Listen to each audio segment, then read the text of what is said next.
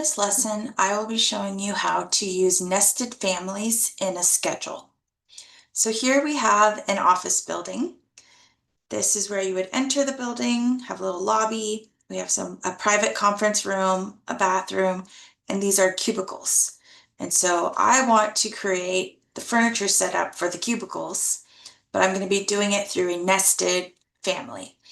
I'm going to zoom in to one of the cubicles here. So I'll be placing a desk, a chair, a file cabinet, and a wastebasket into these cubicles. So I'm going to start with making a new family.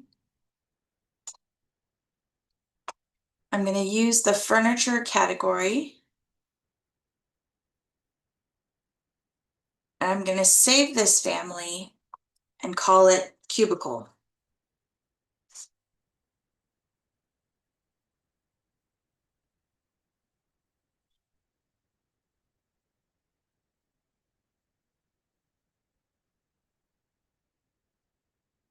So my cubicles are 8 by 8.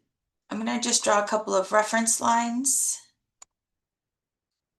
My base point of my family is this intersection of planes. I'll just start there. I'm going to go this direction 8 feet, this direction 8 feet, and that will give me just a guide of where my furniture should be placed. I'll start by inserting a family. I'm going to load from the Autodesk families. So I'll be picking a desk, a chair. So here's a desk, here's a chair, a small file cabinet, and a wastebasket. So I'll load all of those families into my family. Once they're loaded from the Create tab, I can bring in a component. And from the top of Properties, I can select my desk.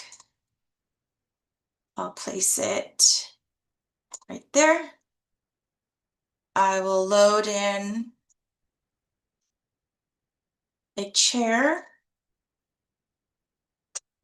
Place it right there. Load the file cabinet. Place it here. And last thing, I want to add a trash can or wastebasket. So I'll just place it on the side. All right, let me take a look at 3D. See what this looks like. So it looks like my desk is backwards. I'll go flip that around.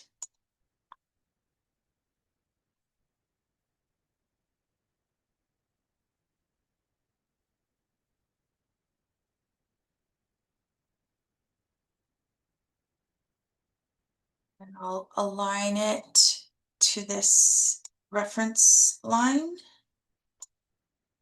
There it goes. So now back into 3D. That looks better. All right, so that's my cubicle setup. And it's going to be saved in this family called cubicle.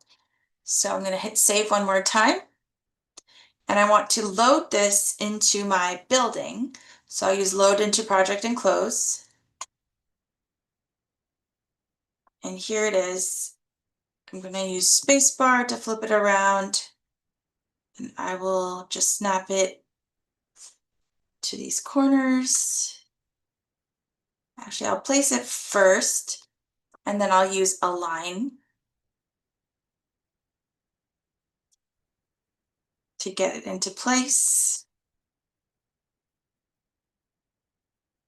So that looks pretty good. Now that I have one cubicle in place with the furniture, I'll copy this, well, I'll mirror this across, and then I'll copy it into all of these cubicles. So I'll be selecting this family using mirror pick line, selecting the center line of this wall. There we go. Then I'll select both of these sets of furniture. I will copy from one cubicle to the next. I'm not going to make it very exact. I'm just going to roughly snap them into place.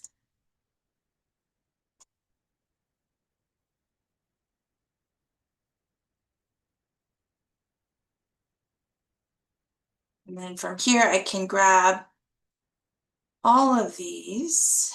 Let's see. I don't really want the walls. Let me filter out the walls. I'll grab the furniture, filter, no model groups, just the furniture.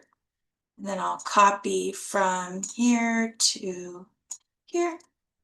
All right, so all my cubicle furniture is in place. So now I want to create a schedule for all these furniture pieces. If I go to schedule, right click, new schedule quantities. This was under the furniture category. I would like to show the count, how many items I have.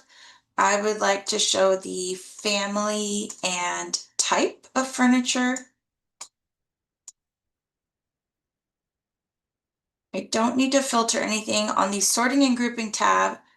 I want to show the family and then the type, so organizing by those names. I don't want to itemize every instance. I want to see the totals in the count column. Let's see what we get. All right, so the family that I created was called cubicle. So we have 32 cubicles, and it's showing that I have 32 desks and 32 chairs. What's missing from this schedule is the wastebasket and the file cabinet. So those did not show up. So let's take a look at why those did not show up. I'm going to save what I have, go back to my level 1, click on this family, and edit the family. Okay. So when you are working with nested families, your individual families need to be set as shared families. So the waste paper basket was one of the issues. I'm going to edit that family. And when I go to this button, family category and parameters, scroll down, there is a option to have it shared. And so you're saying, do you want to share it in a schedule? Yes, I want to share that in a schedule. I will save this family with the changes. And then I will close it. And in my nested family, I need to reload that. So from the Create tab, Component, Load Family. Sorry, I don't need to create it again. I just need to load the family from my new file and override my existing parameters. Okay, so that was the first issue. The second issue was the file cabinet. So I'll do the same steps. I will select it. I will edit the family. I'll go to the family category and parameters. I will check to make sure it's shared. Save it. Close it. And back in my nested family, insert tab, load family from the new file that I saved. And replace or override the existing version as parameter values. Okay, so now I have replaced the file cabinet and the wastebasket with a shared version of the family. I'm going to save this cubicle file. Yes, I'll override my original.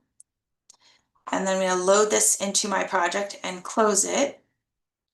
And I'm going to override all of these cubicle families and their parameters.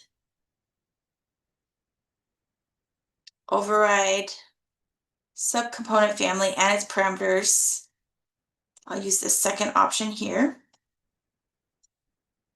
Okay. And so now I'm going to go take a look at my schedule to see if it's recognized all of the furniture. So here I have my furniture schedule. And it looks like it worked. So we have 32 waste baskets, 32 desks, 32 cubicles, 32 chairs, and 32 file cabinets. So the key to using nested families, if you want every item to show up in a schedule, is to make sure each individual family is marked as a shared family. All right. CAD Masters offers online and classroom training for a variety of Autodesk software. For more information, go to www.cadmasters.com or give us a call at 925-939-1378.